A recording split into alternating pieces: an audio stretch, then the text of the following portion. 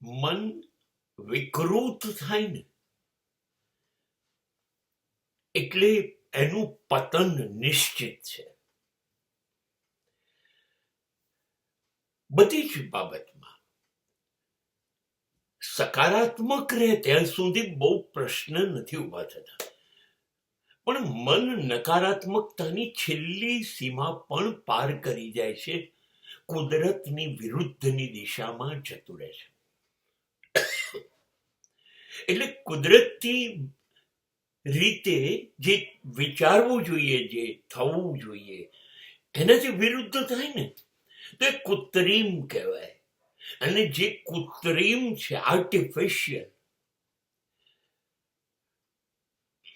એ ધીરે ધીરે એક્સ્ટ્રીમ પર પહોંચી જાય છે નકારાત્મકતાની, અને વિકૃત બની જાય છે, જેમાં ગુસ્સો, કામ, મદ, મોહ, લોભ, કોઈ પણ વૃત્તિ તમારી એ તમને એટલી બધી હદે એમાં વિકૃતિ દેખાવા માંડે કે તમને એમ લાગે હું કઈ દિશામાં જઈ રહ્યો છું.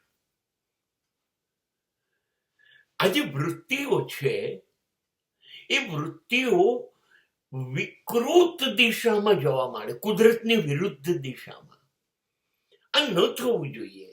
જે સામાન્ય હોય એની વિરુદ્ધ દિશામાં આવું કરી જ ન શકાય. એ વિકૃત મન જ્યારે બની જાય ને ત્યારે જ મારું માનવું છે શિંગડા વગરના વિકરાળ જે દેખાય છે એવા નહીં, એવા રાક્ષસો માણસની અંદર દેખાઈ આવે છે. જ્યારે માણસની અંદર પશુ દેખાવા માંડે, રાક્ષસ દેખાવા માંડે,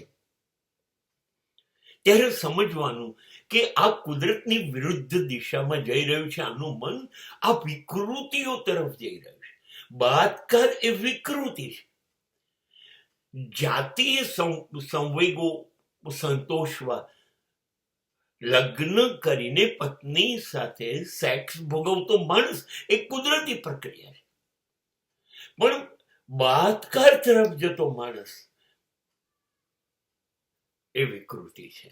અને એ પતન એવું જબરજસ્ત થાય છે સાહેબ. દિવસ જાય માણસ પોતે પોતાની નીચલી હદથી વટાવતો જ જાય. ક્યારેક તો પછી એવું લાગવા મળે કે પશુઓ અને રાક્ષસો પણ સારા હોય, એટલો નીચે માણસ પડી શકે જો એની વૃત્તિઓ નિમ્ન ગમન સ્વીકારે, એની વૃત્તિઓ વિકૃત થાય તો.